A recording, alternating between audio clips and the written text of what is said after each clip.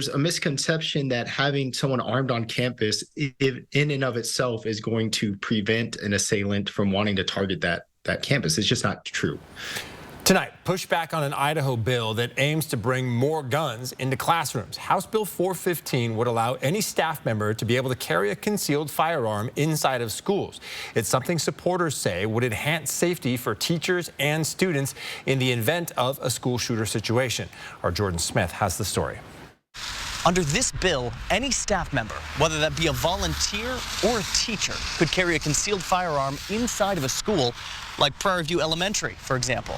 It's a bill that's turning a lot of heads, including within law enforcement. On Wednesday, Idaho lawmakers pushing forward on an aggressive bill to combat the epidemic of school shootings within the U.S., an approach the bill's sponsor, Ted Hill, believes will keep students safe. Their security just improved.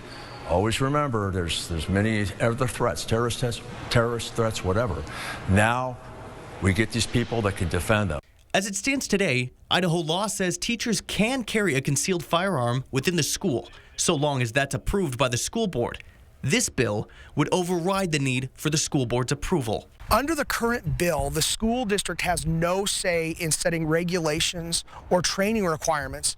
Basically, the teacher comes in and says, I am going to be armed, and we can't interact and discuss what's the best way to do that. Post Falls School Board Chairman Neil Uhrig has an extensive background in law enforcement. He's not necessarily against arming teachers, but argues the school districts could be used to help guide these policies.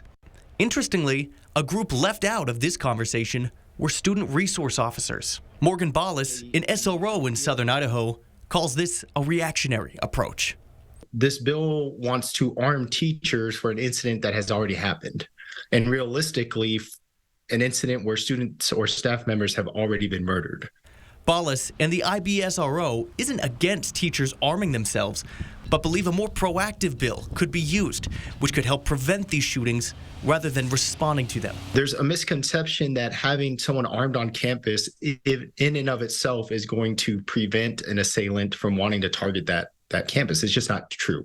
In Post Falls, Jordan Smith, 4 News Now.